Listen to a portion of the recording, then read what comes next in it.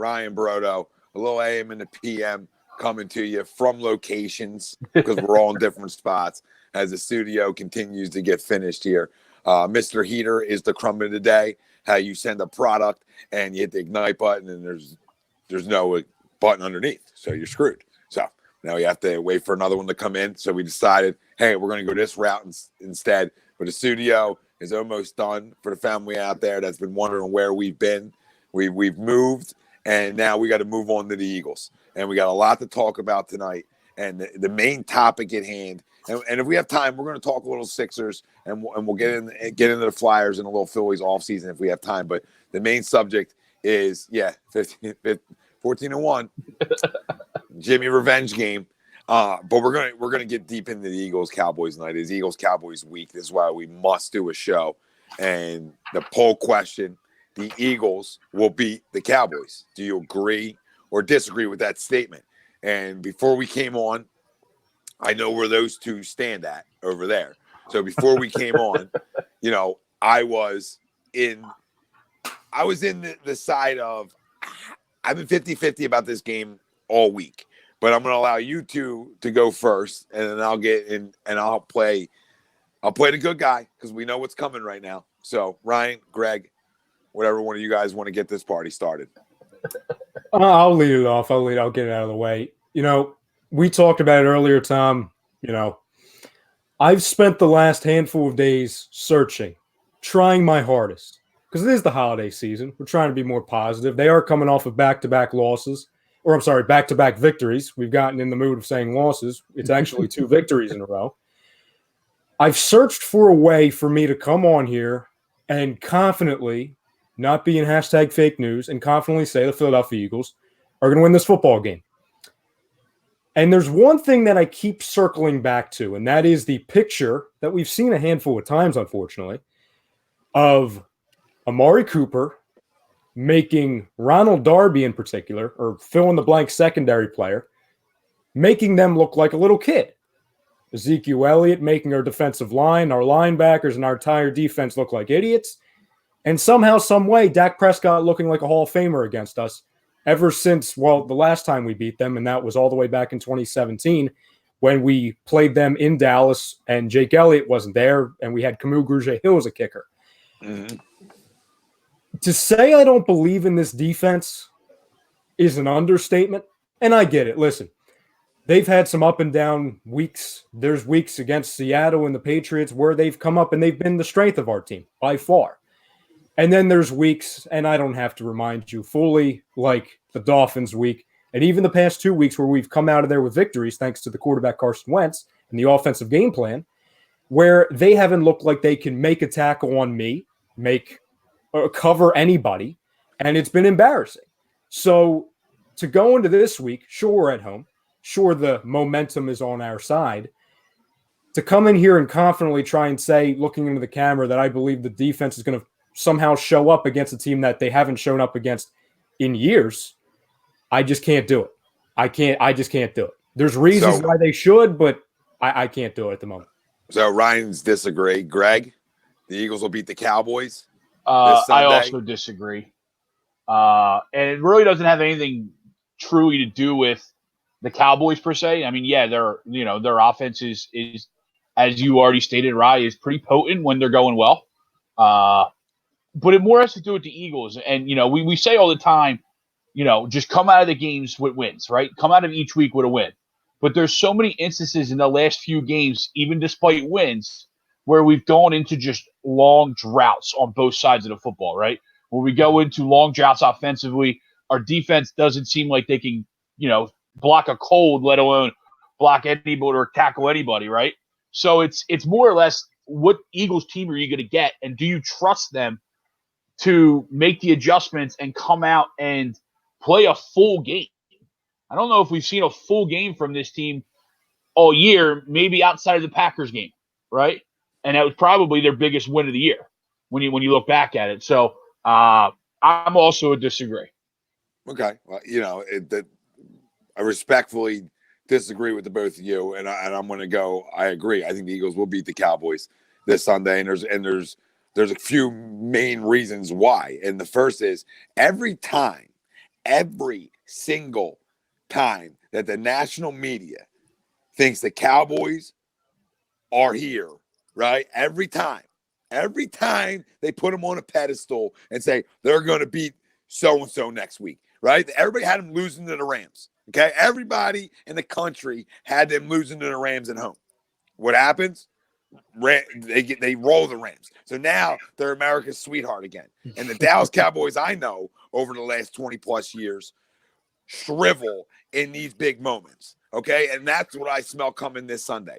I smell a team that's feeling a little too good about themselves compared to a team that's been fighting and scrapping for wins. There's a difference, man. You can look back and be negative of scrappy wins, but you have to look deeper on these scrappy wins, and that's where you're missing the whole entire boat right now, my brother, because it's not just scrappy I'm always wins. missing the boat. So it's not just scrappy wins. It's scrappy wins with fourth quarter or OT game-winning drives from your franchise quarterback, or with a locker room of guys, and a lot of them who won a Super Bowl without him. That was needed to believe. This team, every time they start to believe in each other is when they start playing great football, or at least winning football, right? That's what we've seen over the last 2 years, have we not? When they start believing in each other, have we not? No, you have. No, you're absolutely okay. right. Yeah. So this is all we have going on now. It's a team that now believes in their quarterback, man. They needed that. You don't think they needed them game-winning drives, a touchdown pass to Greg Ward, who was on the practice squad at the beginning of the year? You don't think that them defensive star players don't see that? The guys who need to step up, and maybe they start rallying around. Now, do I understand our defense, who I don't trust one bit? I don't. Ezekiel Elliott has owned us over the last 2 years. But that being said, I think we're going to have some guys come out and play great football Sunday. We have the ability defensively to play great football. Okay, Fletcher Cox needs to get off a damn milk carton, and I need to hear his name 1,000 times. Ronald Darby needs to be the Ronald Darby of 2017. Ronald Darby was a legit 15 to 20 corner in this league. Okay, he was when he was a rookie. He was a stud. Mm-hmm. All right, so I mean, this guy's a pedigree. Jalen's never supposed to be a 1. Jalen's always a 2, and a 2 is what a 2 is. Right, just compete. That's what I need for my 2s. Malcolm, Rodney, they need to tackle and open the field this Sunday. Our front 4 needs to be disruptive all game. You know, they need to be having Dallas's O-line in the backfield to not allow Ezekiel Elliott to get going in this football game. That's the key of this football game, because he has ran all over us, the tackle and open field. I believe we do this Sunday. I believe Carson Wentz, okay, because now everybody, it's his biggest game of his career. Go screw yourself. But I believe Carson Wentz has a monster game this Sunday. I truly do, guys. I just don't believe in the Dallas Cowboys one bit. Nor should I believe in the Philadelphia Eagles. But the Philadelphia Eagles, I was just about to say, how can you believe in these guys? Because they've gone on a different path right now. You're talking about the Dallas Cowboys who started the season hot, and it stunk since. Okay, has stunk since compared to the Eagles, who have been like back and forth all year, right? Back and forth all year. Right, but it's a team that's winning a little bit differently now, and they're winning with some toughness. That to me is playoff football already here. I think this team comes in, and it might be a beatdown Sunday. It might be a beatdown. Wow, with practice squad wide receivers and Boston Scott, okay, and the likes. And I think Carson Wentz has the best game of his entire career Sunday. And the haters in this city are officially shut the hell up for once. They're not allowed to talk. Shut your mouth, every one of you, because I think this is the statement game right here. I believe all the games before were statement games, but this is going to be a statement game for the Folesian society, the morons who still live in the past. This is what this game Sunday is all about, and I believe Carson Wentz has a great game. Now, can Carson Wentz have a great game and our defense shit the bed? Absolutely. And us lose? Sure. But I don't think our defense shits the bed this Sunday. I think it's a revenge game for this defense, who has been embarrassed over the last few years when it comes to playing the Dallas Cowboys. A question I have for you guys, so I got you, Ralphie. Positivity. I'm here. Yeah, he's here. And I'll get to the comments in a second. Everyone's flying in. Let us know your opinions, obviously. But I want to ask you guys a question, both in here and obviously in the chat. So obviously over the last 2 weeks, we've seen game-winning drive. Chemistry on offense. Almost, can I say, hotter starts to begin games You know what I'm saying? Just not a complete first half of just nothing on offense. What do you guys believe is the biggest difference from the last 2 weeks as opposed to the first, let's say, 12, 13 games of the season? Yeah, you might want to say the last 3 weeks offensively when you talk about the offensive side of football, because it's an offensive side of football. I put up 31 points on the road. I don't care where you put up 31 points at. If you're putting up who you're playing, I mean, if you're putting up 31 points on the road, I'll take it. So we'll extend it. We'll just say 3. To me, you know what it is? It's my quarterback not having to think anymore, not having to worry about an injury anymore. You're taking the training wheels off, right? You took, the arm was in a cast and you took the cast off and it's free. This is what you're seeing. This is what you have seen over the last 3 weeks outside of 2 quarters in the Giants game, right? This is what we've seen. And I think that's the biggest difference. I think Doug's play calling has been tremendously better over the last 3 weeks offensively. Running the football more balanced. And I'm a 55-45 guy, essentially, but running the football, establishing the run. And I think it makes every quarterback better. And it loosened his quarterback up. The screen game has been tremendous over the last 3 weeks. It truly has. The misdirections, right?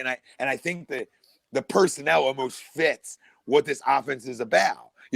A Boston Scott, catch the ball out backfield, hit it, go. Quickness, right? You need that in a West Coast offense when you want to get the ball out of your hands quick, right? Greg Ward, another little shifty little guy. You could bring on misdirection, stuff like that, just to have linebackers having to look both ways. I think this is the biggest difference is you're getting some guys that are playing football right now that are fighting for their lives, essentially, in a Greg Ward and a Boston Scott, and you're seeing it. You're seeing it. Sometimes, them guys step in and this is their livelihood and they ball out. And you're seeing 2 guys that have had good weeks, really good weeks. And I think that's the difference, right? There's 3 factors. The training wheels off of Carson Wentz. He's making plays on the run. The thinking and of the injuries is over, right? The screen game, Doug's play calling. And then just some hungry guys that are fighting for lives. That's my 3 things that have changed over the last 3 weeks offensively, that they're a little bit more consistent now.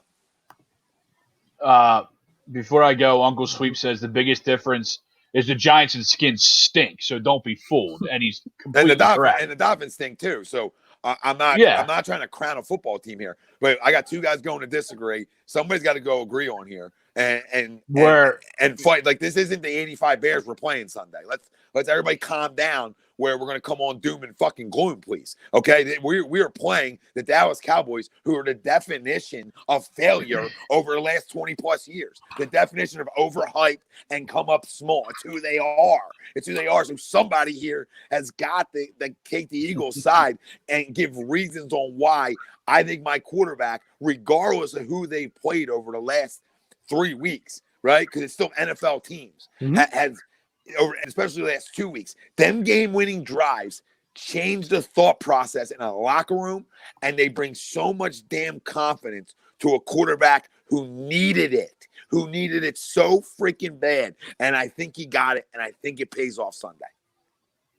So my biggest difference is guys, as Tom had already mentioned, Greg Ward, Boston Scott, some of these guys actually being able to get on the field for the first time after bagging groceries for so long and wanting to prove that they can stay. You know what I mean? It's like Tommy and I talked about on Sunday. It's like, when the last time you see a wide receiver go up and make a catch on a ball? And Greg Ward did that to win the game. And it's like, well, yeah, because like 4 catches on, or made 3 catches on that drive. On that drive too, yeah. Just shifty, and getting open, finding space. And it's like, because the guy was bagging groceries 2 weeks ago. And it's like, he doesn't want to go back to doing that. So obviously he's going to try and show that he can, compete and play at this level. And I think that's the biggest difference is you got certain guys filling in that, for guys that we probably shouldn't have brought back, in Darren Sproles and in the type of things where now Boston Scott's getting the opportunity that he probably should have had all year in that third running back rotation, with Howard being, of course, healthy in the beginning of the year. But these guys are on the field and want to show that they can play at this level, whether it's for the Eagles or whether it's for another team after this year. Yeah. And I think that's the biggest difference. And listen, you talk about a guy like, Doug made a comment. Doug's taking a few shots at players when it comes to injuries, right? And one was Nelson Aguilar 2 weeks ago. All right, before last week's game. Like, dude, I mean, sometimes you got to play through stuff, right? Mm-hmm. In this league, and he directed at Nelson, who hasn't played since he bumped his knee, right? And sometimes when you're making $10+ million, you get freaking cute with stuff like that, right? And the 1-2 goes away, and the focus and the concentration go away compared to a guy like Greg Ward, who, you know, is probably locked in mentally right now on the playbook, on trying to fight for a job, and you see it a little bit. Now he's not a star, don't get me wrong. I mean, it's Greg Ward. Let's calm down. Yeah. I agree. But I think he has a role in this league. Absolutely. Do I want him to be my number one wide receiver? No. Yes. I truly need Nelson Aguilar to play this Sunday because JJ Arcega-Whiteside has literally been invincible. Okay. So I need Nelson back on the field. I know Nelson stinks, you know, too, but he's at least, I mean, a heartbeat on the field is better than JJ right now. So I need Nelson back. I'm so happy you said Speaking of that, did you guys see that the stat somebody put out on Twitter, like of all the rookies and like their splits? Like even like McCole Hardman is like 25 catches. You know, he's the worst guy. Like 25 catches and 5 touchdowns. So is 5 catches for 80 yards good? It's a passing leg. He dropped another ball Sunday. The ball was a little late, right? The ball was a little late by Carson, right? But it still hit you in the chest, baby. Exactly. No, Mecole Hardman would be a wide receiver 1 on our team, bar none. Oh, absolutely. And I think DK Metcalf would have caught round? that in his mouth. DK Metcalf would have caught that ball in his mouth. I think the friggin' Chiefs have some guy named Byron Pringle. He would be a Hall of Famer on our team. You know what I'm saying? What flavor of Pringles? You know what? I'll tell you one thing. John Dorsey and Andy Reid and Dorsey's time there in Kansas City did a great job of surrounding Patrick Mahomes with a bunch of shifty son of a bitches. Yep. You know what I mean? A bunch of guys that just fly. Yeah, guys in space that are flat out problems. And they're all over. You're like, where did this guy come from? Where did this guy come from? Like 4 running backs are like, I'll take any one of them 4. You know, it's just amazing. And I think with like I was saying earlier, I think with a Scott and a Ward, now you need more. You know, Deshaun Jackson would be beautiful right now, essentially. You know, a healthy Alshon Jeffrey would be great with a Greg Ward. You know what I mean? But you know, I think with them too, that they're bringing that little bit of a dynamic because speed kills in this league, especially in the open field.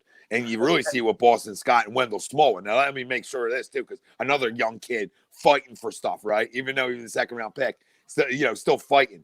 And you're seeing glimpses of what could be a damn special running back in this league, and Wendell Smallwood. And I think that's the difference. Miles Sanders. Miles Sanders, sorry. Did I say Wendell Smallwood? You did. Oh, my God. Did I say it once or twice?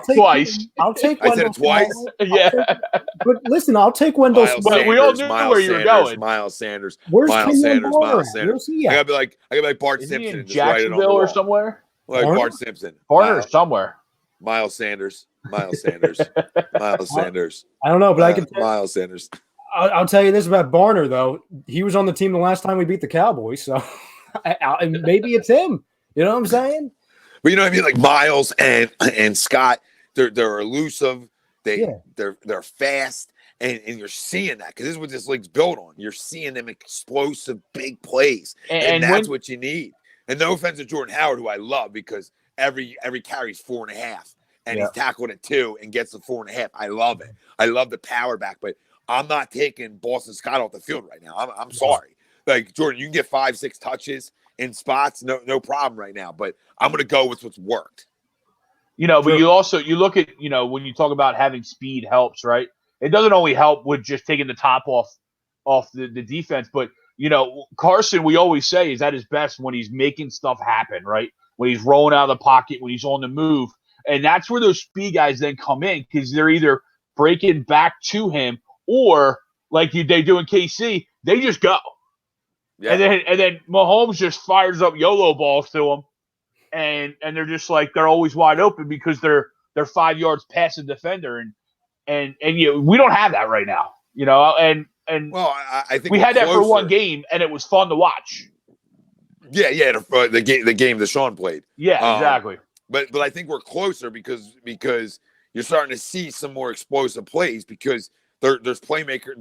There's a guy like Miles Sanders on the field. There's a guy like either Boston Scott on the field that are just making plays, making guys miss. Now, at the wideout position, you really don't have that now at all. You know, Greg Ward's a nice little player. I like Greg. You know what I mean? He's shifty, but you don't have anybody that's really taking tops off on the outside. You really don't. That's why Zach Ertz has been phenomenal, but there's nobody on the outside that's taking tops off. Hey, what about Robert Davis? Is that his name? Who? Robert Davis, isn't that the guy that they said, oh, he's gonna in these groups, these kind of groups, these kittens. Like Robert Davis activated. I've been telling you all. I've been telling you about Robert. He bagged my groceries 3 weeks ago. Tremendous competitor. I would say you guys did not let another guy touch my bag. No, he was great with the salami. Should have seen how he held the salami. Usually, I would say you guys would have no idea what I've seen in these groups, but I know you guys do because we all see the same stuff. The amount of times I've seen since he's been signed, since he's been brought up, which he's just a body, he's just a guy, which have said, oh, he ran a 4.4, he's a secret weapon. And I'm like, well, he hasn't been he was on the practice squad. So if he's running a 4.4, maybe there's a reason why he's on the practice squad. You understand? DN's run 4.6s in this league, so. No other team has picked him up. I'm saying DN's run 4.6s. He's a secret weapon. I'm gonna fly through these comments. These guys are flying in here, which we love. So Ralphie starts us off by saying, I stopped listening to Christmas music for this. Appreciate you, Ralphie. Oh, he was upset because of the two crumbs to what are my left that disagree. Yeah, he was telling you to tell us. Yeah. Bryce Blackwell says, yo, what's up? And what up, Bryce? Andy says, yo, I've actually missed seeing y'all's crummy faces. Feels good to have y'all back. Well said, sir. He says hello to Ralphie. Bryce Blackwell says hello. Frank Vespi says, I have the Eagles winning in a close one, 27-21. Dak is going to play through a lot of pain in the AC joint. Defense will need to step up to take Dak out of the game as early as possible. I'll believe it when I see it. Unfortunately, Ralphie says Christmas might come early. Alex Sands says we need to take Zeke out of the game because Dak won't throw it, obviously. Bounty Bowl talk? Bounty Bowl. Get Buddy back. Where's Buddy? Buddy is. Is Greg Williams available? Oh, God. Greg Williams. NX750 Gaming says young players are hungry to show that they can play. And that's the biggest difference, like we said. So we're all spot on that. Besides JJ. But yeah. Oh, yeah. Well, he doesn't have to prove it. He was a second round pick. He's it's like those from Summer Catch, the bonus babies. Thank you for bringing that up. Tom. Thank you for bringing that up twice, Tom, because listen, I get it's his first year. I think somebody said in the comments, like, we'll give him another year. Like, sure, we'll give him 3 another year. I give under contract for like 4 at least. I give wide receivers 2 years anyway. So you got to make a big jump next year, though. He just needs to have a pulse next year. Anybody watching this, feel free to bookmark it and everything like that, and come back in a year from now, maybe 5 years from now, if the guy's still in the league. Come back 23-30. This guy sucks.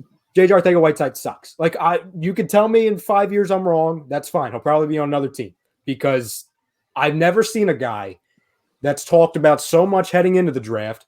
Oh, he's a specimen. Oh, he's going to have 14 touchdowns by week 7. So many people saying that to us. The guy can't get off the line. It hits him right in the chest, and he doesn't even look like he knows what a football is. You understand? Like, he looks lost, and on the field, his route running, he's always like around guys running the same routes. It's like you don't know what's going on. I think that's what it is more so than talent right now. Sure. That's why I'll allow another year, and you better make a jump next year because you better understand the playbook fucking better. So then if he does it next year, then I'm right with you because it doesn't look good right now at all. And anybody that says otherwise is lying. But I will tell you for a fact that it's definitely a playbook issue with him, which doesn't make me feel any better. It's just you can just see with your eyes that this dude's always around. Like two guys running slants. There's JJ. Like, you know what I mean? I'm open. Yeah, like JJ, like get out of the way. You're just in the way. Like I think we scored a touchdown or maybe had a big play because JJ was just in the way of somebody. Yeah, the Dallas Goedert catch. He's like, oh, just in the way. Dallas started stumbling, and he just like, oh, the ball's here. Like that. Unbelievable. I will give him credit. He did make a nice adjustment on that pass in the Giants game. Absolutely. And he made a nice adjustment in play, in air to make a play. But that's a big you're right. catch, other than that, he's been It's the greatest play of his career. I gotta be, yeah. I think that's a great catch. That's hopefully a sign of, maybe some more to come down the road. But what else comment wise? Jalen Williams comes in saying no playoff football is not playing down to your competition and not making mental mistakes, because if you keep this mentality, Dallas should beat us by 30. Don't be fooled. Ralphie says, there's no shot that they come in here and beat us by 30. I'll put my whole reputation on that. I zero chance that they come in here and beat us by 30. Zero. If they do that, and I've already told my family, notified them all. If that happens, Christmas will officially be canceled in my household. Okay, you might not see me. I might just move to Maine. I might pull a scene from Forrest Gump where he gets the bad news and he just starts running and he ends up in Arizona somewhere. Like, that might be me if they come in here 3 days before Christmas and they do that to us. And again, I'm saying that, and I don't think they're going to win, but can we at least, if we're not going to win, can we just make it at least like a 7-point loss? Like, don't make it 30. You know this is a dogfight that I believe the last 2 weeks have helped us with. This is going to be a dogfight. And I think because we're getting some good feels late in games, that we have them same good feels late in games. I don't think it's a Carson Wentz, game-winning TD again. I think that's hard to do in this. Like, I don't think nobody's doing it, week in, week out, where their quarterback's going on game-winning TD drives. Could I see a game-winning field goal drive? Absolutely. You know what I mean? Could I see the Eagles winning by, a touchdown, but it's not a game-winning touchdown drive in the fourth? You know what I mean? Mm-hmm. Or like with 3 minutes left in the fourth quarter type thing. Yep. So, let's go. I want to get. We want to get into some score predictions. I'm more like, because I do like their defense a little bit, and it's hard to like say that we're going to put up 30, with the injuries and other things. So, I like, 28-24 Eagles. We'll get some players of the game and, family out there, give us your score prediction, offense, defense part of the game like we do every Wednesday, and jump in there. And, we always give out $50 if you nail it. So screenshot it. And the offense, defense part of the game is the tiebreaker. So, we'll start out. So 28-24. Greg, what do you got score-wise? I got Cowboys 28-24 too.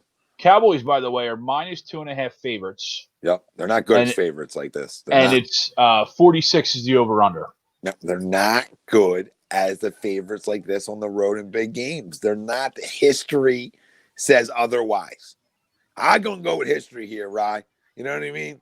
I sometimes I can't go with what sounds right or what might be right. Man, I hope go history. I'm rooting that I'm wrong. I'm rooting for it. I hope so. I root every weekend that I'm wrong.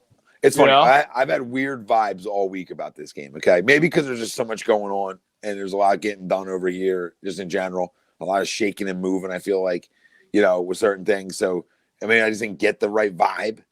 But as we came on and talked about it, my confidence level was going up because who the hell are the Dallas Cowboys?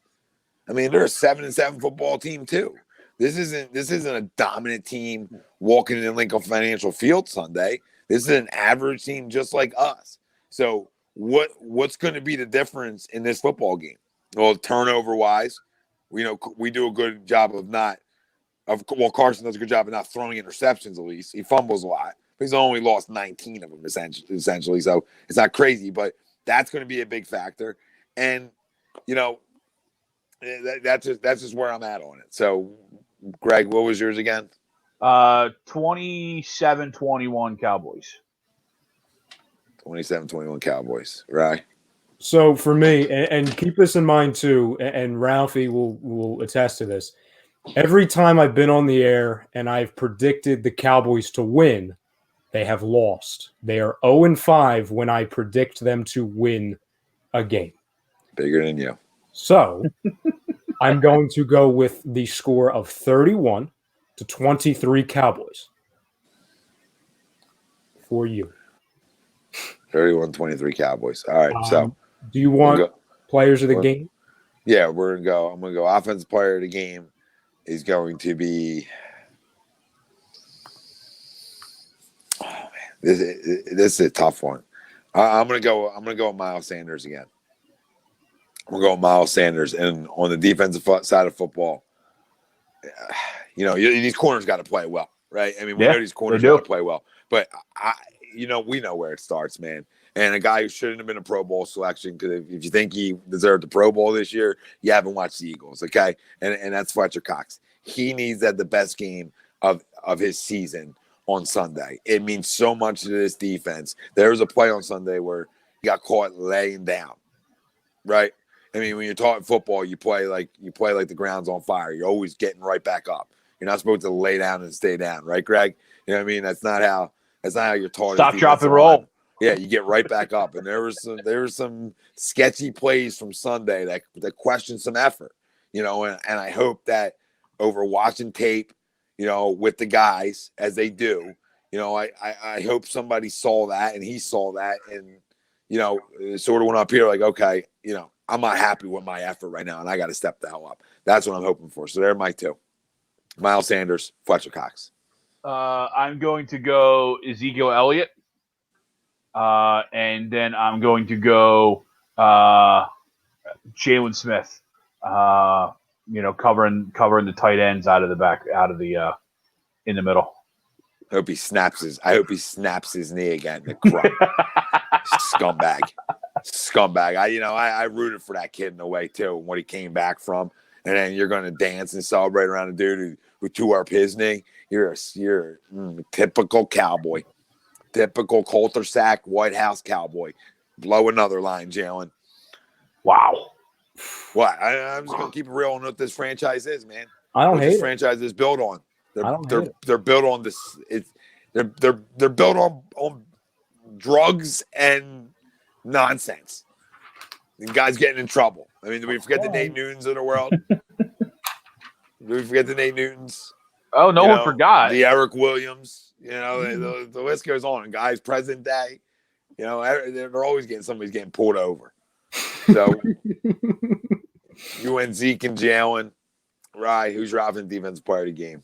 For defense, I'm going to Marcus Lawrence. I think that he's going to. I don't think. Wow, man! I gotta say something to you before you even go any further. All right, my right tackle got snubbed in his opinion. The last time they played, my right tackle got beat up by DeMarcus Lawrence, even though he's owned him in the past, right? Mm-hmm. So that means all signs are pointing to a pissed off Lane Johnson on Sunday. True.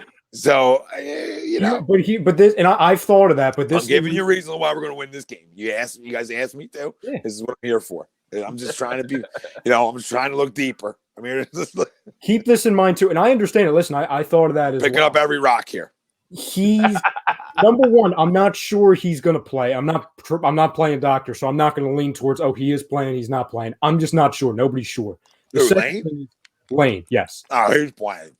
Well, okay, so if he plays, the second part of it that worries me is that, like this time last year when he had the same injury, the high ankle sprain, it took him a handful of weeks, even coming back and playing, because he didn't miss many games. I think he missed one or two. It took him until that 4-week span to return it to 100%. To where I remember there were conversations.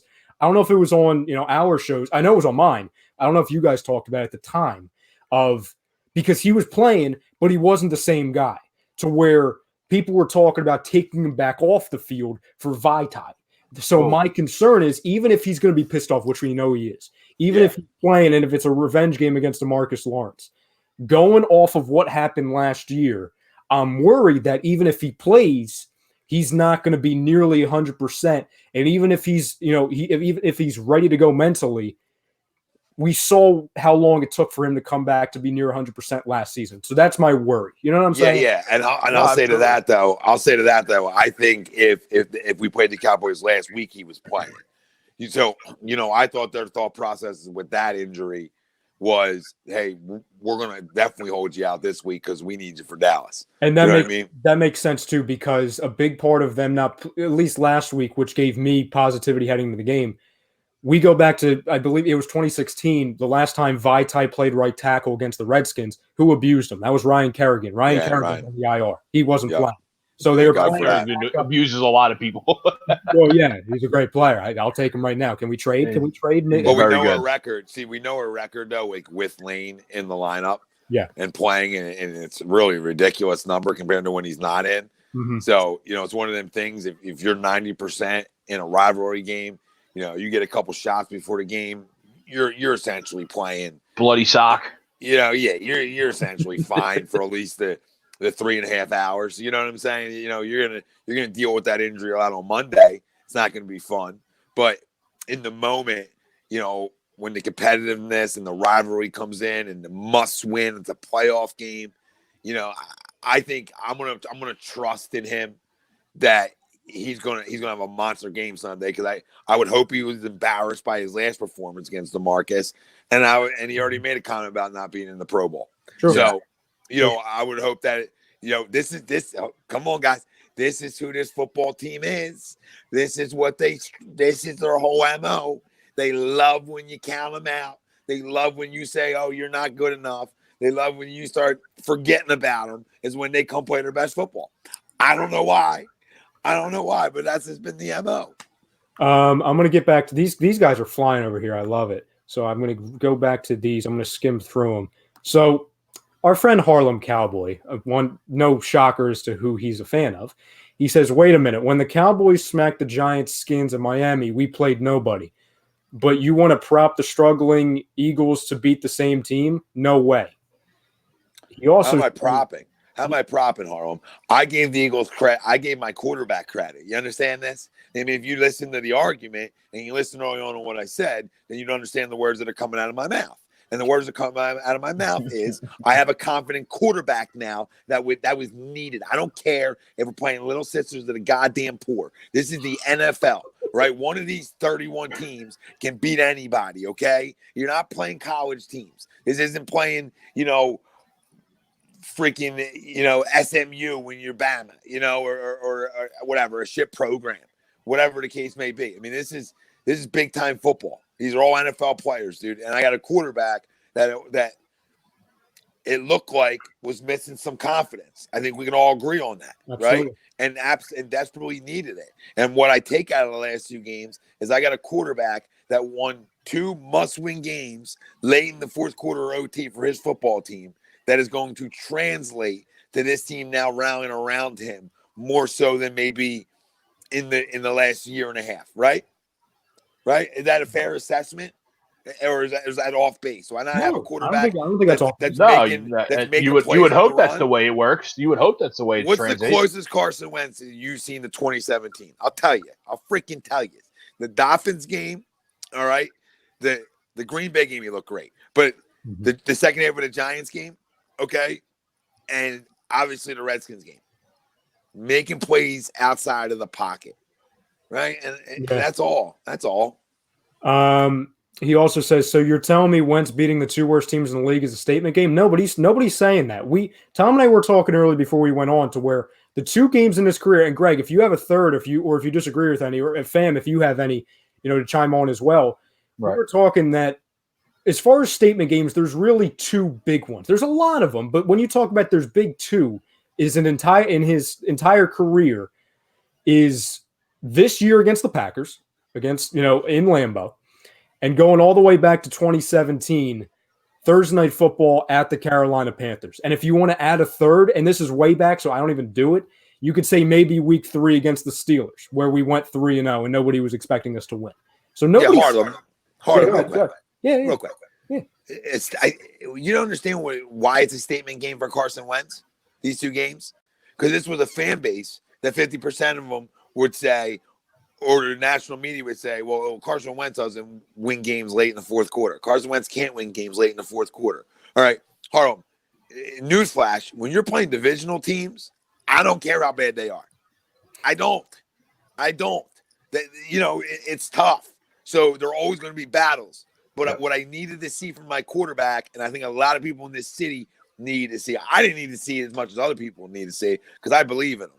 But other people needed to see was them late game heroics, that him essentially putting his team on his shoulders a little bit, regardless of who you're playing. If you can't see that, then you just have a bias to the Dallas Cowboys and to hate the Philadelphia Eagles. Okay, but I can be a realist and tell you Zeke's kicked their ass, Dak's made us look bad. I can be honest about that.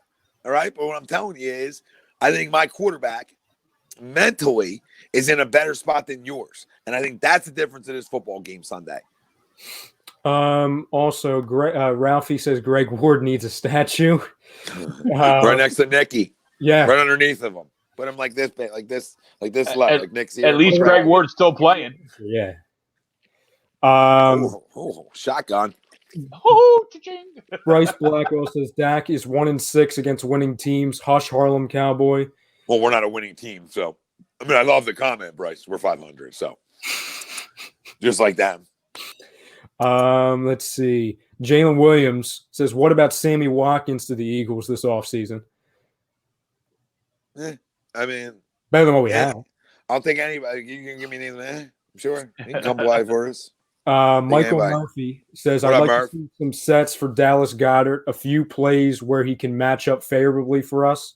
Yeah, see, this is the game, Murph, where you got to be creative with your tight ends, obviously, because you have a damn good linebacking core there in Dallas. Even though, the youngster's not playing, you still have Sean Lee and Jalen Smith, and you have a damn good linebacking core. Sean Lee's always owned us too, so to me, you got to be creative. But with no Van Der Esch, that's it's huge for us because he matches up way better on an Ertz in spots or a Goddard in spots than Sean Lee does at this point of his career.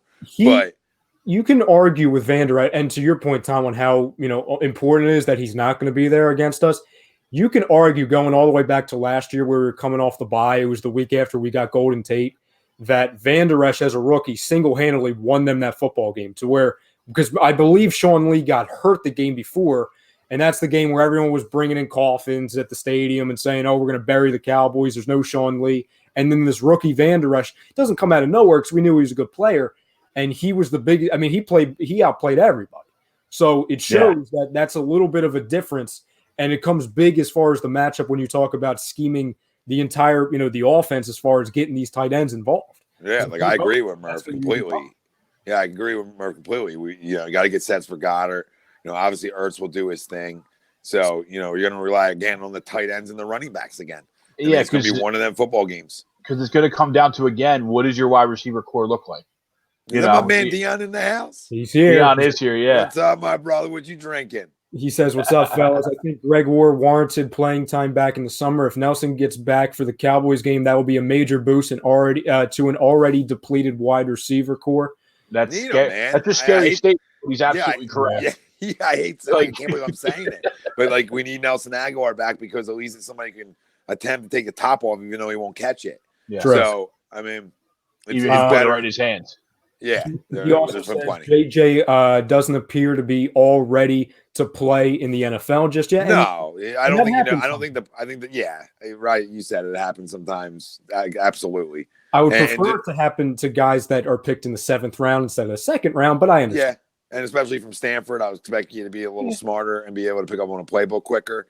But that's not what it looks like it happened because the guy's all over the place. He's running in other people's running. He's running in you don't run the same routes. You know what I mean? You don't end up in the same spot as other guys. And I've seen that far too many times. Especially when he's picked over guys like McLaren and Metcalf. But I'll just go on to the next comment. What's Sweep saying, Greg? Did Sweep say something? What's he typing? I seen it and it goes away. He just said no studio. What happened? He said you let those crumbs christen it, and then dreams are over. Yeah, well, you know what happened? It is the heater came in, and it's all hooked up to the gas line, and we went to hit ignite, and they saw it was a heater that somebody took out the bottom part of the ignite, or it doesn't click on anything. So they must have used it for another part. So I texted these guys, and I said, dude, I am not doing a show in 28-degree weather without heat. You know what I mean? I'm just not going to play that game. So, and it's close to being done, Sweepsy. We got 3 more pieces of sheetrock to put up on the walls in the back part, and some weather stripping for the garage, big garage door itself. And I just got to get the other door. And once that, it's a full go. But it'll be done tomorrow. And as soon as that heater's in, I would have did it tonight. We were going to do it. Yeah. We were going to do it. And it was once the heater didn't work, it's like, are you kidding me? Nobody does their job, dude. Nobody does their job. Okay? It probably was a guy just like Greg. They gave the heater back, and he's like, oh, we're not even going to look at it. I'm not going to tell anybody to look at it. Here we go. Going to resell it as it's new. Yep. Scumbags. And you're the same guy who sent me the link. You're the same guy who sent me the Northern Tool link, too. Oh, I'm not done with them. When I'm done with them, I'm not paying $1 for that heater. Not $1 for that heater. Because I'm going to tell them that my business needed the heater and shows couldn't happen. And you don't do that to a bunch of guys that are the best in the business. Well, it's unacceptable. It's unacceptable. Typical Greg when he worked at Granger. Oh, God, here we go. Yep. Just, we're not going to go through the extra work to check it. Just resell it. Jerk off like Tom. I just cramped up. I might be out for Sunday. That's what you get. That's what you get. Got a little crampy here. Woo. All right. I see you walk the door. I'm like, I'm giving him the broken one. I see you walking in. I'm like, this guy's going to be an issue. He gets the broken one. Andy says, where are we? He says, I think Brodo should have more signs during Tom's rants. I have a million cue cards over here, Andy. I don't know what any of them say. He's a no guy. Me, not so much. I can be. I can. It's on tape. It's here. I mean, I can't hide from it. I think some of them are re-pulled out too, reused, right? Well, listen. You got a couple. You're going to see this every day of every week until it happens. You're going to see that. Okay. When Girardi's here. Kafka's never getting here. Okay. Stop it with the Kafka. Well, then you'll see it forever. Then. You'll see it forever. Really? Over Mike Rowe? We're going to get picky now? Okay, great. All right. He stinks. Andy's saying that he's heading out. He's going to go back to his Disney Plus and Star Wars. Love you guys. Have a great show. Thank you, Andy. See it this weekend. Philly Jim, is that James? Yeah, James Hayden. What's up, bro? He says hello. He says hello, cromologists. Great show so far. Cromologists. That should be a show. Oh my God! We patent it. We own it. Yep. James, you want in on the cromologist show? Love to have you. You know what I mean? You did say the name first, so we'll at least allow you on the show. Let's see here. Dawn saying we need hungry dogs on offense and defense. No slippery fingers. Hello. Well, there's been some slipperiness all year. Lord Walker, which you also asked if we could talk Sixers later, and I mean, this is how it goes sometimes. They'll be fine, but we'll talk Sixers absolutely. He says, how do we lock down Cooper and shut down Zeke to make Dak beat us? Can the D come up with a scheme to show the results of the Seattle and New England games? # no notes. Can they come up with the same scheme? Relax. They absolutely can. If you're going to tell me there's no talent on this defense, you're not telling me. No, I'm going to tell you there's a lot more talent on this offense than there was in Seattle at the wide receiver position and the running back position, and especially in New England. Okay, New England, I'll give you, brother. Mm-hmm. But Seattle, I would slow my damn roll on. If you're going to tell me Dallas, Zeke's not better, and Cooper's not better. If you're going to, again, knock it off. If you're going to sit here and tell me Dallas' offense is better than Seattle, you're a damn liar, and you need to go take a walk in the cold. Because I'll go walk in the cold on my own. You don't have to like entice me to a good time. Okay? Because it's a mess of a statement. All right? Russell Wilson, absolutely a better offense than Seattle. That's not true because any team Russell Wilson's on is a better offense than the Dallas Cowboys. I don't care what's surrounding him. You understand this? You're just disrespecting a man.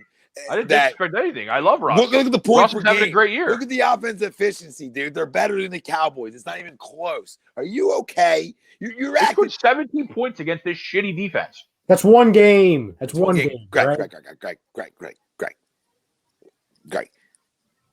Top. You're going to sit here and tell me that you think you act like the greatest show on turf's walking in the door to Lincoln Financial Field. I mean, goddamn, this ain't the last time they played us, they looked like it. I understand that, but this isn't the Rams, dude. This isn't the Rams coming into town from back in the day with Isaac Bruce and Torrey Holt and Marshall Faulk. Okay, this isn't who's walking through the door. Okay, what's walking through the door is the definition of underachieving. Okay, if you want to be realistic about this right now, when you talk about 2 7-7 football teams, what team underachieved more? It's the Dallas Cowboys because essentially they have more talent right now. They're more right now. Who's the more? The Eagles were the best roster in football at the beginning of the year. Greg, right now, Greg. Squad. They're playing with right now. Oh, I know what they are. Greg, right now, who has a better roster? Cowboys. Thank you. That's my whole point. They've underachieved to their roster. We've just been banged up and lost guys, and there's been some underachieving. Don't get me wrong. But if you really want to talk about, like, dude, when we lost to Sean Jackson, it changed our offense completely. And it's on, and we can go. We're not going to go deeper into why we didn't have backups in these spots and stuff like that. When we lost to Sean, it changed their whole offense. They haven't lost a guy like that on offense, dude. You know what I mean? They haven't lost none of their pieces offensively, essentially. So, you talk about a team that's been intact offensively and has been average. They've been great offensively. Statistically, they're one of the top offenses in the NFL. But they're 7-7, Greg. I don't disagree. How does that equate to victories? That's my point. I don't disagree with that. And again, to say they're not better. Where are they ranked? Where are they ranked? Where are they ranked? I don't know off the top of my head. Oh, well, you just said so. That's a lie then. Statistically, they're at the top of the list, though. What's the top? I don't know. Top 5, top 10? They're not top 5. They sure are. Offensively, they're not top 5. How much you want to bet on this? I've been losing a lot, so I'm not betting anything right now. No, throw it on. Throw it in. Lose some more. I'll slide in here. I think they might, just based off of how they've outscored opponents. They've outscored opponents tremendously, but my point is that doesn't equate to victories. It hasn't. It never has. They have bad games. They're inconsistent. Number one. Thank you. Number one of what? They're number one offense. What is that? In total offensive stats. What does that mean, total offensive stats? That's not even a thing. You're like 1 in total yards. You're 1 in touchdowns. Total yards per game. They're 1 in total yards per game. And yards in general and yards per game. That's phenomenal. And you're 7-7. That's my point. That's underachieving. Stats aren't always the fact, but they still want the Rams coming in the door here is the greatest show on turf. They've had some big games which create their big numbers, and they've had some. And then go look at their game by game. What's their game by game scoring? Can we read this off for the last 15 games of the season? They average 27 points a game. That's great, but can we read off game by game, please? How many points they scored? Since we're gonna get technical now. Now I need 44. Okay, go ahead. 24, 15, 9, 35. Hold on. Start from the beginning again. Well, 44. Last game, 44.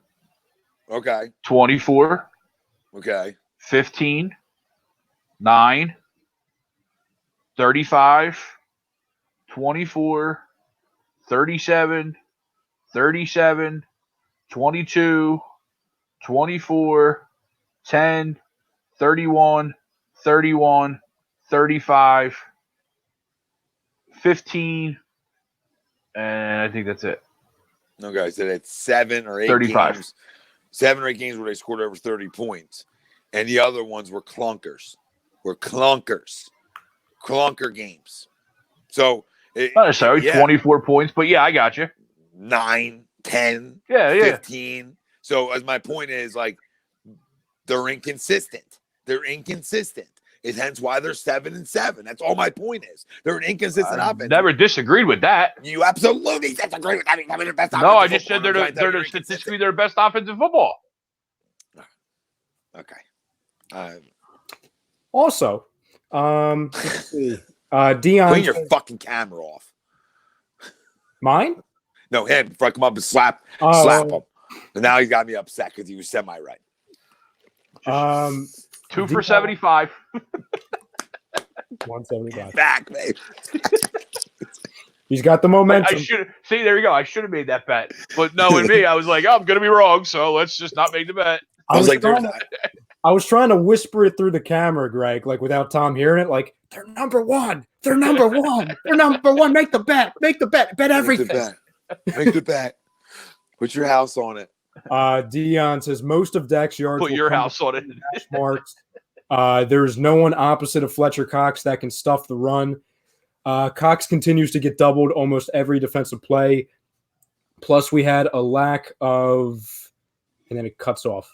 We had a lack of what, Dion? Oh, a lack of playmaking linebackers. Oh, my God. Thank you. Oh, my God. I was just going to say that, Dion. I didn't see the bottom of your thing either. And I was just going to say, has a linebacker made a play all year? Like, No. I mean, I need to know. Like, one of our linebackers made a play all year. They've been non-existent. I think Nate Gary made one somewhere. This is what Nate Gary did. Oh, yeah. I mean, he's another guy. You watch him on. You watch not tape, but replays. You know, and you're like, whoa, you're a little out of position, huh, babe? It's a little over your head. Who drafted you? Make you a linebacker. Harlem Cowboy saying all this Dak talk. I think he's talking about the injury. Is Jerry Jones wanting to take over the storyline game week? Harlem Cowboy, if you're still with, I know he's still with us, but do you, even as a Cowboys fan, do you believe the injury stuff, or do you think it's a smokescreen? I just want to see as a non-Eagles fan, if any non-Eagles fan, and if Eagles fans want to chime in on it, are you guys buying that, or do you think it's a smokescreen? Because it's I don't know, it's a little too convenient right now. It's right under the crumb of the day. It's right under the crumb of the day. I'm not saying he's not hurt and there's not anything wrong, but there's 100% he's playing. It's overblown. Like, overblown. That's my stance. I think he's banged up, but because you know what, it allows them to play both sides of it. Right? They had, like I said in the crumb of the day, they can hedge their bet, so they can go two ways. Right? You know, he comes out, doesn't play well. Well, you know, Dak was hurt. He wasn't 100%. Right? He comes out and slings, and then Aikman and Buck blow him for 60 minutes. They flat out are on their knees on how great he played while injured and what a competitor. That's what we will hear for 3+ hours. Jalen Williams says, Please do not allow me to hear that for 3+ hours. I'm paging the Eagles defense. Please do not allow us to hear that. Jerry probably already sent an email to Troy and Joe Buck and everybody, like a friggin' like cue cards of how many times they have to say. Your shit. Like your shit. You know what I'm saying? Yeah, exactly. Like him reading down, like to read a commercial. Oh, the triumphant Dak Prescott. Oh, less than 100% Dak Prescott. And next to it, it says like must read at least 15 times. Like I feel like it's in their contracts that they have $1,000 every time you mention Dak's hurt. Yes. Yeah. Like, and I just feel like as soon as I heard it, it was like. And whoever says it the most gets part-time ownership or gets to be the next Dallas Cowboys head coach. Like I feel like it's that much in their contract. Yeah, and I know he's playing, but I would love for him not to. I mean, you know. Oh, who is the backup? Some guy I never heard Cooper of. Rush. He sounds like a winner. Who? Cooper Rush. Yeah. Cooper Rush. Sounds like a winner. Is he related to Cooper Kupp? Yeah, that's what I was thinking. Like, Cooper Rush. That's a guy I want to trade for, and I think we can trade for this offseason. But we'll have plenty of time for that in a couple of months. So I'm not even getting into it. Oh, giddy up. Jalen Williams says, don't forget we are down to fourth string wideouts, a right tackle who was banged up, and your defense has never stopped Zeke. So our 7-7 is not the Cowboys 7-7. True. The Dallas Cowboys, and listen. Whoa. 7-7. See this? Last time I wore this on game day. Atlanta. Falcons game. Dogfighter. Expect another one. You on the YouTube live reactions. Yep. Same hat was on. And listen, I'm going to go out as we're talking, and I'm going to go show the fam that's here. A little live tour. A little tour. And hopefully there's no spider crickets because I could be coming right back in. For content reasons, it might be fun, though. You know, listen, I don't have the screen protector on my phone anymore.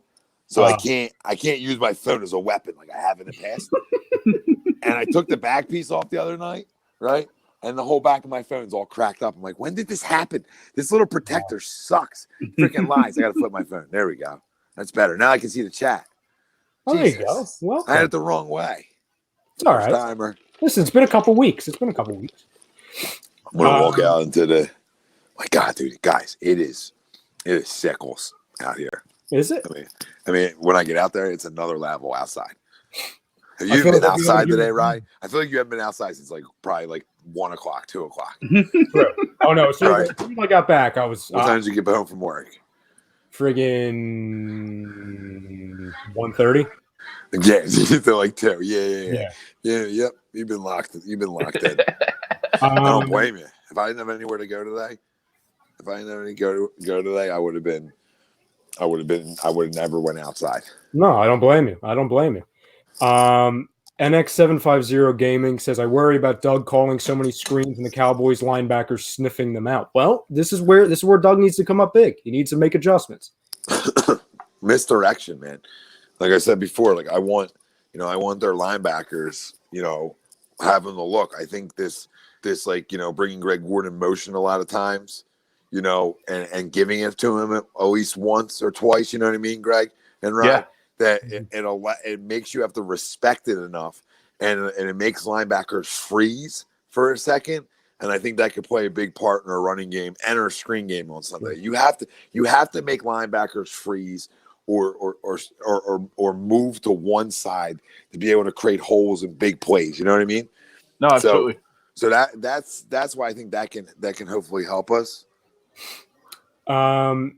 Here's a guy I've never seen him before, but he might have the best YouTube name in the history. Definitely got the best name. Greg, is this you? I feel like this might be a burner for you. Am I a hippie? I don't know. You dabble though. You dabble, don't you? In hippiness?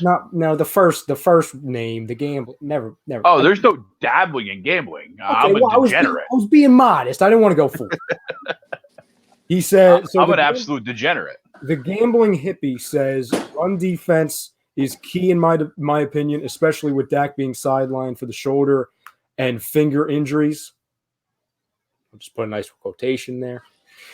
No, but he's spot on. No, he is. What did he say? Sorry. I was getting led some. He was saying the run defense is the key in his opinion because of Dak being injured.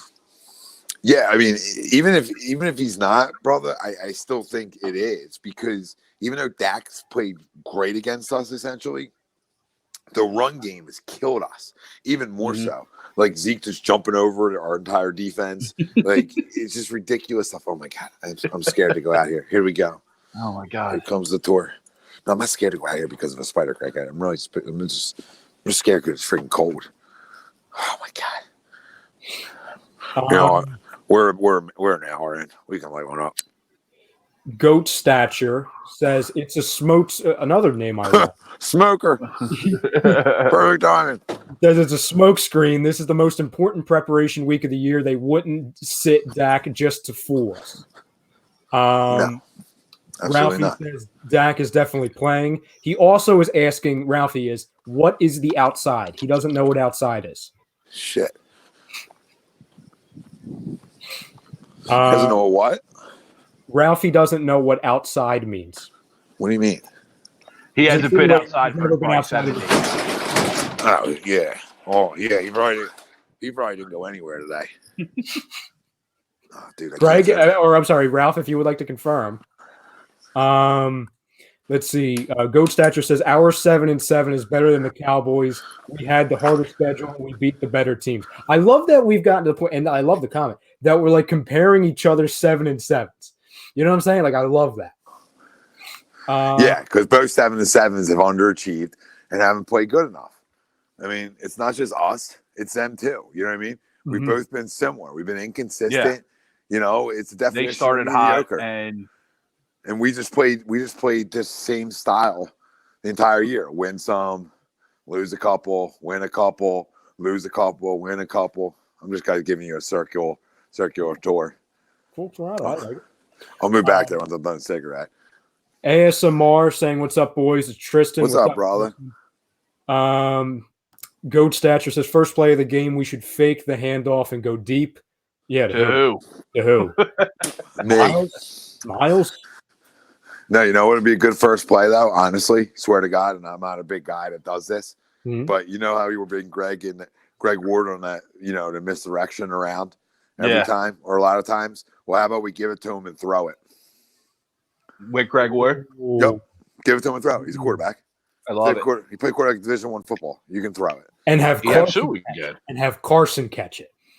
Or I would think Miles catch it because the linebackers are going to come up, boom, right over top. Oh, yeah. No, I mean, out of the backfield. Realistically, yes, that's the answer. I was just saying that because now we'll have two quarterbacks that can catch. Oh, no, I'm sorry. We'll have three quarterbacks that can catch. Foles. Wentz. He's not on the team. I'm saying historically, Greg. You get so defensive. Yeah, you do, Greg. He's just not on the team. Why bring him up? Because he's making a point. He's making a point.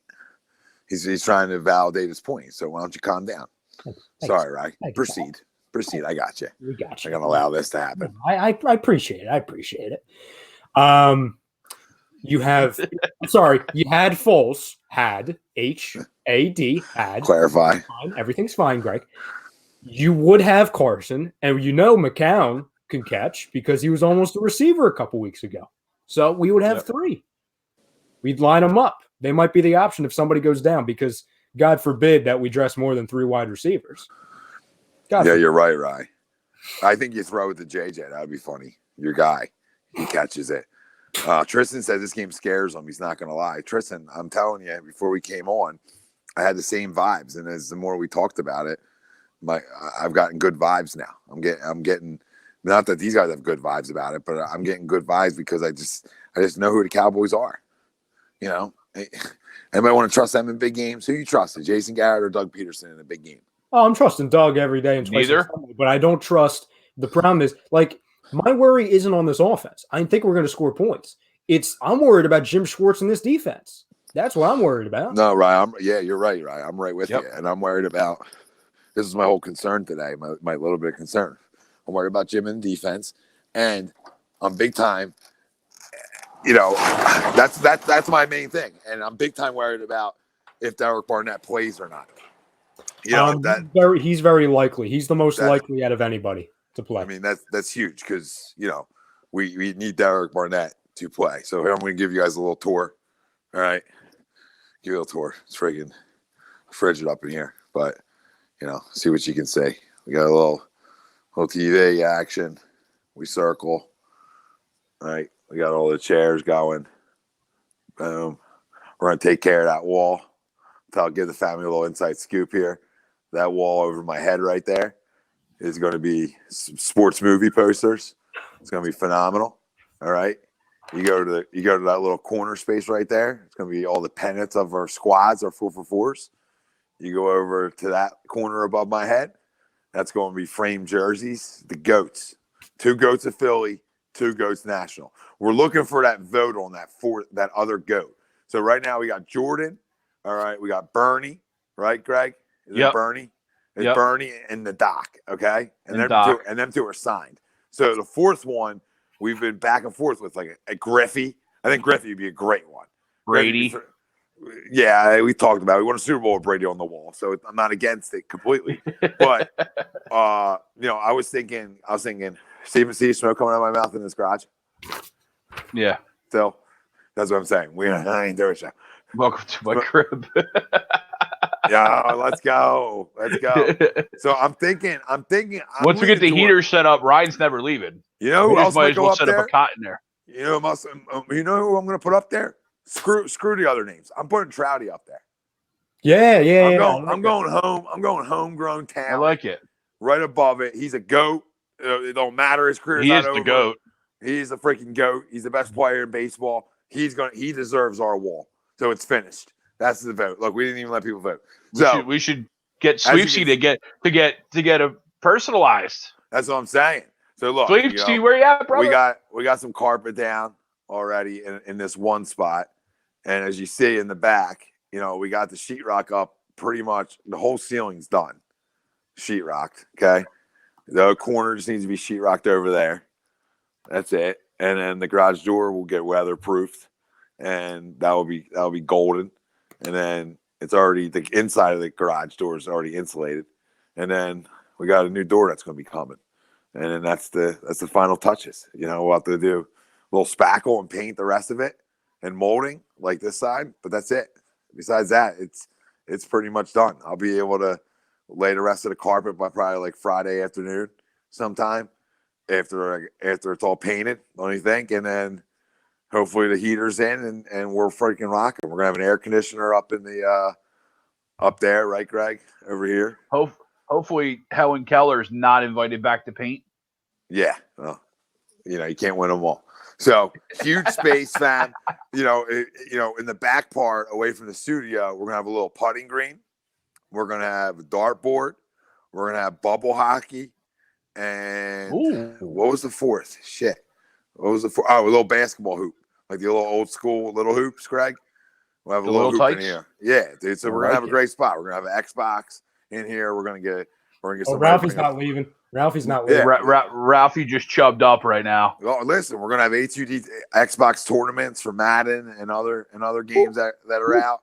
We're gonna create some fun events, get people over here, get people in the studio. We might even have a little like stadium seating going on in here too. There's been some talks. There's been some talks. So it's a huge space. It trumps our space before. It was phenomenal. It did its job. Part of me misses it a little bit, but in terms of like, I loved it. You know what I mean? It was just, it felt like home. It's a new house for me, obviously. Mm-hmm. It's the first house I ever bought. So this is just different. It's a little weird. And then you're somewhere for so long. I always said it's like, it's going to feel weird doing a show in here just because been somewhere for, my whole 15 years of my life essentially. And then, doing shows in there for a long time. But this space allows us so much room for activities. But it really allows us that. There's Ralphie. It's a huge man cave. All right. And here's what Lena said. She's like, the basement's mine. You have the garage. I was like, okay. And that's a fair trade-off. This has heat and air conditioning, not space heaters, like legit gas heat. This is pimp your fucking garage out. And credit to my dad, credit to Greg, credit for Rye for a couple 4x4s, which we really appreciated. You know what I mean? A little paint. Saw the guy inside the cracks with the brush. You know what I mean? Delicate. Oh, it was delicate. Like Picasso's cousin. just bring me in. Let me do my work. Just let me go. Just let me go. So, this is why we didn't do a show. It's freezing in here, and it's just a construction zone still. Like, once Friday hits, all the sheetrock will be out of here. You know what I mean? There won't be anything left in here construction-wise, and it'll just be, finishing up the molding, sometime over the next couple of weeks, which isn't a rush for me at all. Yeah. If it's painted, because the whole goal was like, I know we're all sports for a second, but the whole goal was to get my dad inside so my wife can have her house finished is really the big goal, Happy wife, happy life. Yeah, that's what they say. Like I said on oh my God. Sorry. No, I could see it. I could see that. I gotta find shit. I have shit covered. I took the cameras inside, so smart move. The fucking computer is fucking ice cold, and I have it covered too. It's bad. Wow. I was saying a couple weeks ago on the show that like I was making the same drive to the old studio, almost every day of every week the last 5 years, and that I'll miss the old studio because at the end of the day, like we became world champions there. You know what I'm saying? Mm-hmm. Like that's where the Eagles became world champions. That's where everything started. But being in there at the new space a handful of times and seeing kind of like just the skeleton of it, just seeing a glimpse of what it can be and kind of mapping out what we can do in there, how much is possible that wasn't possible with the old space is extremely exciting. And but I think it's going to be very exciting, not only for us, but for the people who watch us. You know what I'm saying? Just things that we can bring them that weren't possible before.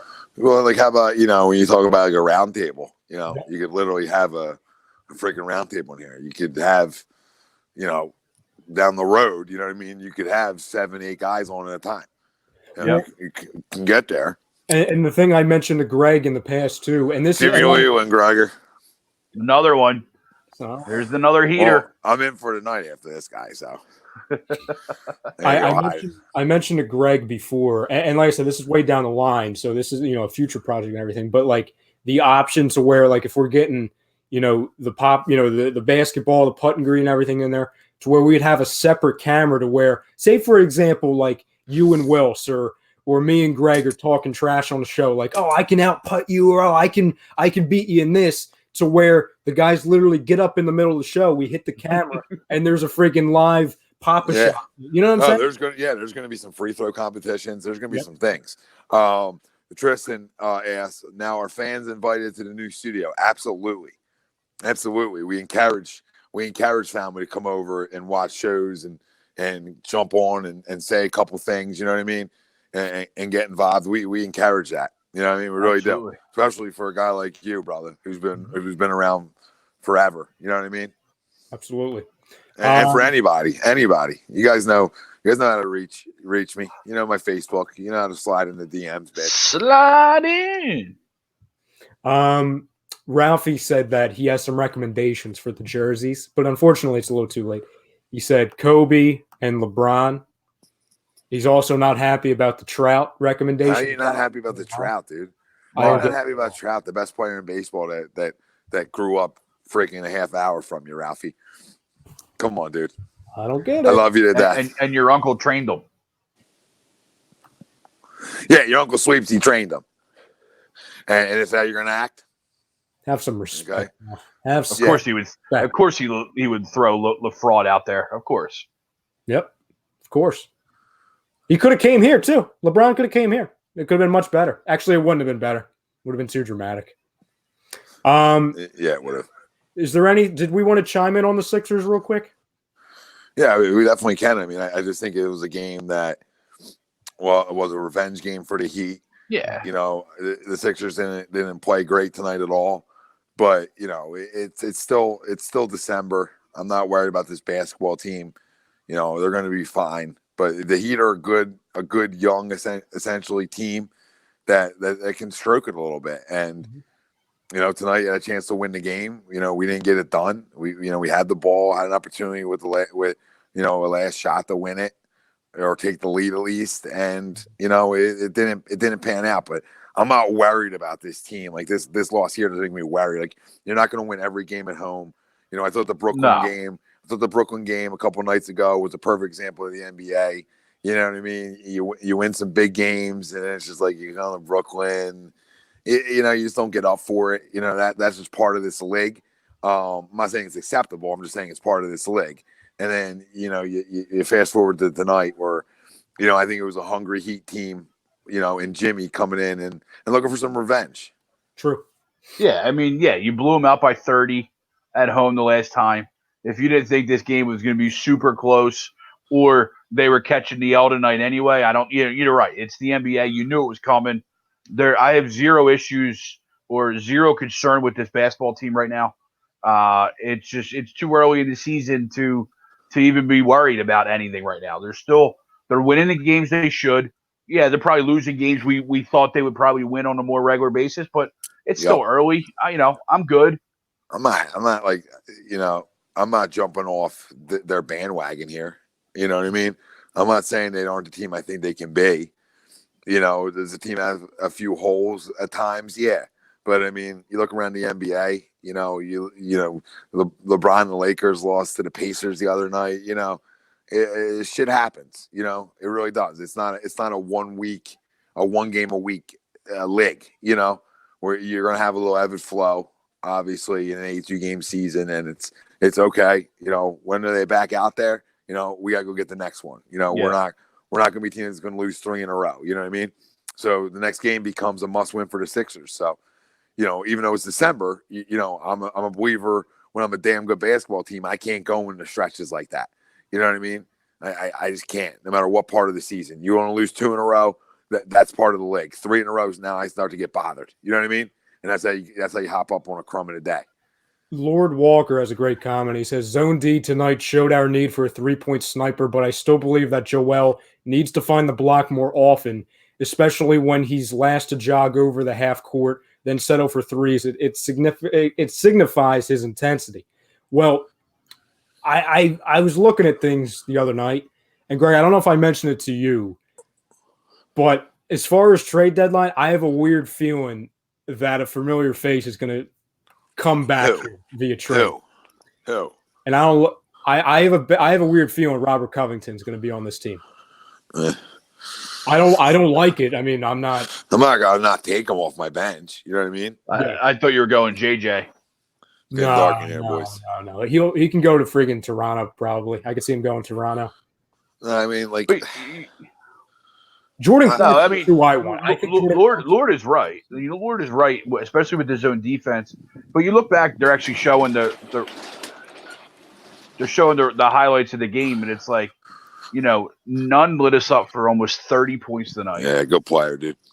No, very good player, but lit us up, player. and he had a shot at the end of a shot clock that banked in.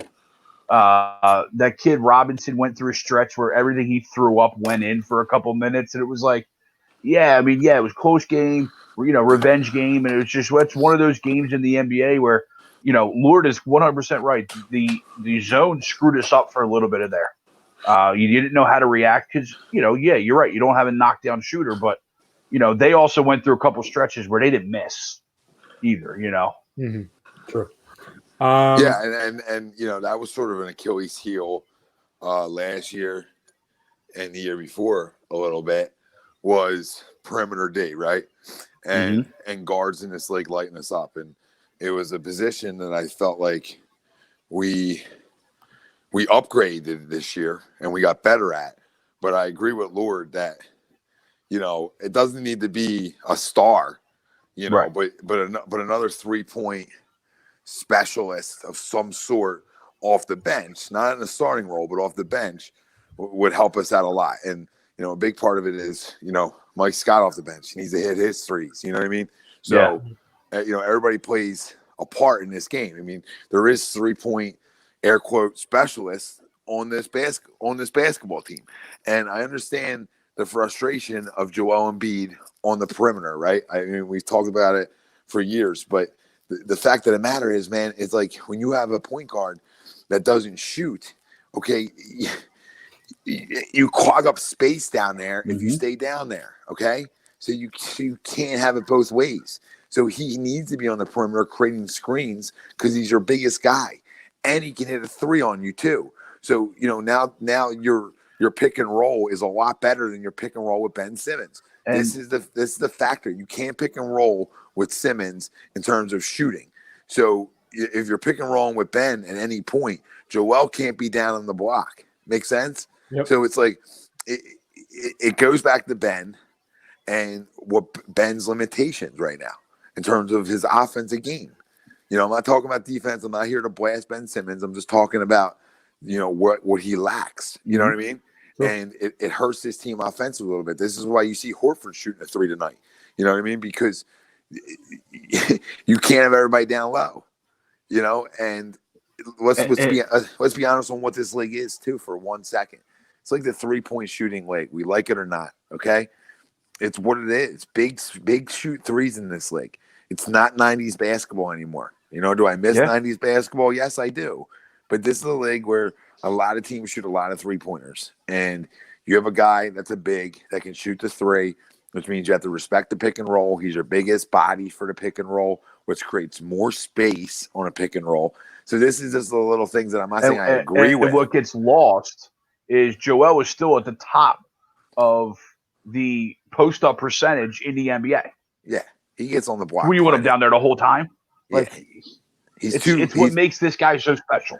That he can hit a 3 or 2 that will be daggers, and it's not always going to be perfect. He's not always going to bury them all. When he buries them, we love it. When he misses them, we criticize it. I get it. But you have to understand that this is another one thing that's not on Brett Brown. This is a Ben Simmons issue that you're almost stuck. Who are you going to run with, Ben? You run the pick and roll with Ben creating the screen? Well, he's not popping. So it's a waste of pick and roll. And that's what people don't really – I'm not taking shots at people, but that's what people don't understand.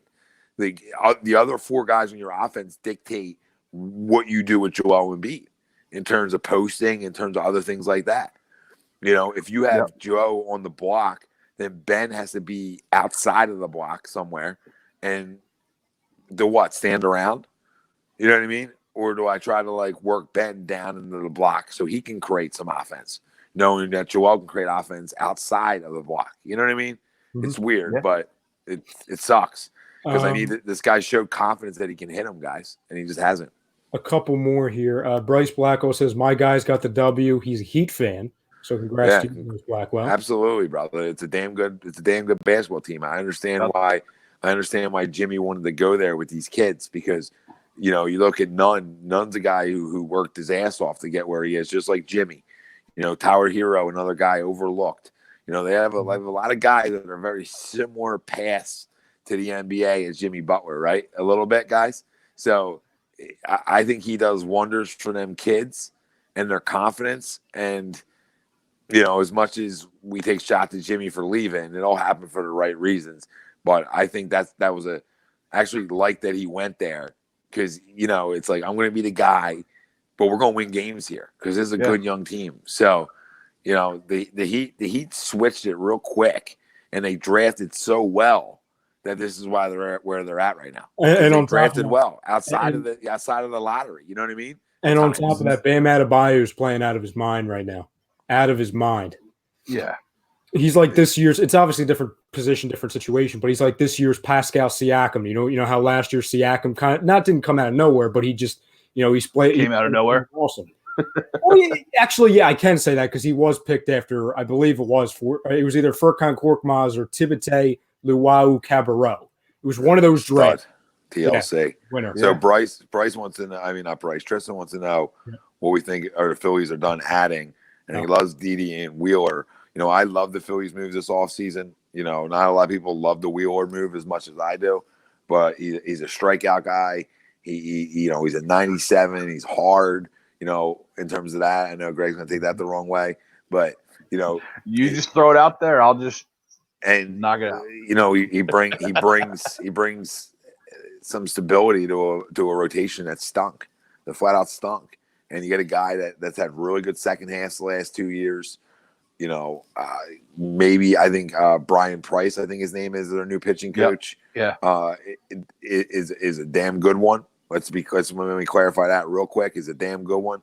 And I hope that he can get Zach Wheeler to not throw 6 pitches anymore and to take it down to 3 of his best 3. What are your best 3, Zach? We're going to stick to your best 3. I hope Brian Price can get through to Zach Wheeler. There's no need to throw 6 pitches. You ain't a Japanese pitcher. There's no need. I think it's also really important for Wheeler that now he's working with a catcher like JT Realmuto. I think that's going to be huge for him as well.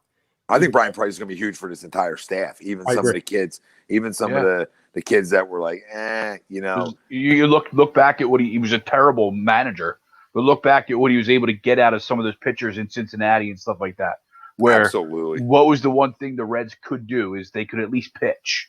Mm-hmm. He stunk as a manager and they stunk as a team, but they weren't good. He got the most out of the pitchers. Yeah, you take that job knowing you're not going to win. Yeah. It's one of them deals.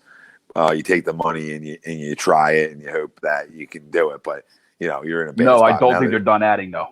I don't think they're done adding. And Didi, just to comment on Didi, I love the acquisition. To me, he's a better glove than Gene Segura up the middle. Mm-hmm. So what it makes it perfect is, I can move my shortstop to third base with no problems and no questions asked. So what I would do early on is if I keep Gene Segura, which I would, because why would I want that bat nine in my lineup? You know what I mean? I'm making my team better. Do I want Alec Baum up at some point? Sure, dude. But I'm also trying to win right now too. And I don't know, if I have a veteran there that can flat out hit, I'm just going to go with the veteran right now. He can wait another year. You know what I mean? So to me, I would go Segura because you're trying to win.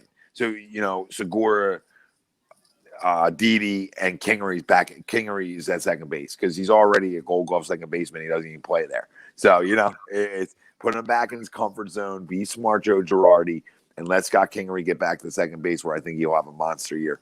I completely agree with you. As far as realistic, I have a bad feeling that it's going to be the flip side of that, to where it's going to be Didi obviously at short. You're going to have Kingery at third because he's played third before, even though his normal position is second base. And then you're going to move Segura to second, which in turn is changing 2 positions instead of 1, which is just ridiculous. And then they could serve Gene Segura as kind of a stopgap guy, or I don't want to call him a time filler because I don't want to disrespect Gene Segura, especially his bat. But as a way you can have him there at third until the trade deadline, because while you, Tom, while you, Greg, and myself, if we were controlling things in that organization, we would have Alec Baum up there day one, I would imagine. They're not going to do that because of the stupid usage time and the whole you got to wait until June or July, to where I could see them waiting until June or July to bring up Alec Baum and then trying to trade Gene Segura. Or, and this kind of goes to Tristan's question on do we think they're done? Absolutely not. there's a handful of guys that are still out there, either free agents or obviously trades. I think trades are much easier right now. Robbie Ray makes sense as far as, guy being available, as a pitcher. That's obvious. We've heard his name circulated with the Phillies the last handful of years. Yeah. I keep going back to the one thing. And Greg, what's the name I'm going to? You and I have said it numerous times. Chris Bryant. Yes. Yeah, I'm good. I'll take him, but like back to the Segura point where you were talking about. Remember something: we're not dealing with the Joker anymore, the freaking moron. Okay, we're dealing with legit baseball guys now that are on our coaching staff. So legit baseball guys should know one thing: it's easier for a shortstop to move to third base than it is to second base. It's baseball 101. The ball comes off the bat differently to second base. I'm used to the ball coming back off the bat a certain way. I played the left side of the diamond my entire career. That is a bigger adjustment to go to second than it is to go to third. So Joe Girardi to me, is way too smart to. And let's make something clear: Matt Klentak does not run what's going on day to day on this baseball team anymore. That day is over. If he had any control of it, he does not. This is Joe Girardi's team. These are Joe Girardi's decisions. Scott Kingery will be the starting second baseman for the Philadelphia Phillies this year. I will book it. I will put my reputation on it. And if he's not, then I already have questions about Joe Girardi to start the season. And I think Gene Segura, where I don't have to pay $18 million to, not that I care about money, but I don't have to pay $18 million to, would I take a Chris Bryant? Sure. But what am I giving up to get him? What do I got to get him? All I have is the money to be able to pay for him. Yeah, you know what I mean? And again, I'm not saying I love it. And actually, Greg, you went the other name that I was expecting. I was actually going pitcher, but I'll get to him in a second. I'm not in love with the Chris Bryant thing, so don't get me wrong. You're going to have to give up Alec Boehm in the trade. So, that's obviously not going to be a popular thing because you're going to have to give them back something young and that has, huge upside. You probably would be you probably throw Segura in there. And then probably an outfielder or maybe a pitching prospect, unfortunately. Which, again, as I've said for the last handful of years, prospects are gift cards. We've seen, especially with the Phillies, that you have no guarantees when it comes to prospects in this league, especially on this team. But, that's neither here or there. The other, did he disappear? Where'd he go? I just think he moved. I just think he closed the camera. I don't know. Oh, okay. I didn't, because he's still here. To me, what's the other name, Greg, that I keep bringing up? I don't know. Boston Red Sox. Oh, David Price. Matt Klentak, Andy McPhail, Joe Girardi, John Middleton. If you're listening to this, which you should, please go into business with the Boston Red Sox. They are panicking up in Boston. They are selling everybody because their top priority and their only priority is to be able, not just to do it, but to be able to bring back Mookie Betts. Mookie Betts has said that he is going to play the game of free agency. The loyalty thing, I'm not saying he's not loyal, but he's going into free agency. Therefore, the entire Boston area, when it comes to the Red Sox, are panicking. I'm not saying David Price is a superstar, but he's a solid 3, especially when the GM earlier this week is talking about leaning back towards going towards younger guys in the rotation, a.k.a. Velasquez and Pivetta. No, thank you. I get it. You're going to have to give up. You're probably going to have to get them to eat some money, but that's fine. Listen, fool around and try and get Chris Sale. It doesn't matter. My point is everybody there is available except for one guy, and that's Mookie Betts. Go into business with the Red Sox. If that takes trading freaking Rhys Hoskins, I'll do it. I'll do it in 2 seconds. That's what you need. You have to get creative now because if the owner doesn't want to go over the luxury tax, which is idiotic to me, but again, it's not my money, so how far can I really complain? You got to go into trades. You have to. Yeah, they say they don't want to go over it. They all say they don't want to go over it, but you're talking about a couple $1 million. And if you go over it, it's not backbreaking. And you're only talking for a year too, because you got to remember Arrieta's $25 million comes off the books next year. Correct. You know what I mean? And if you trade Segura, You have Bruce making $12 million a year to sit the bench. So you have pieces. If you go get a Bryant, if you go get a Sale, if you go get an Arenado, you have pieces that can help you alleviate that taking on that salary that still keep you under. True. You're 100% right. This reminds me a lot with the Chris Bryant thing. Again, I'm not – if it happens, I'll be excited, obviously, because Chris Bryant's a hell of a ball player. But it reminds me a lot of what was going on with the Real Muto situation last year, to where his name just kept popping up. You know what I'm saying? He just kept floating in there. And listen, I truly believe it, and I think I said it to one of you guys, that – I think I said it to you, Tom, the other day.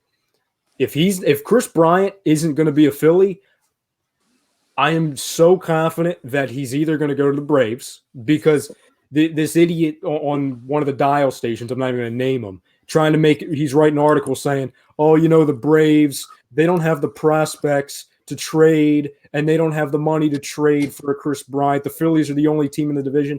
That is so idiotic that I question everything when you look at sports. The Atlanta Braves could, if they wanted to, could trade for Mookie Betts and Chris Bryant and still be fine. You understand? Yeah.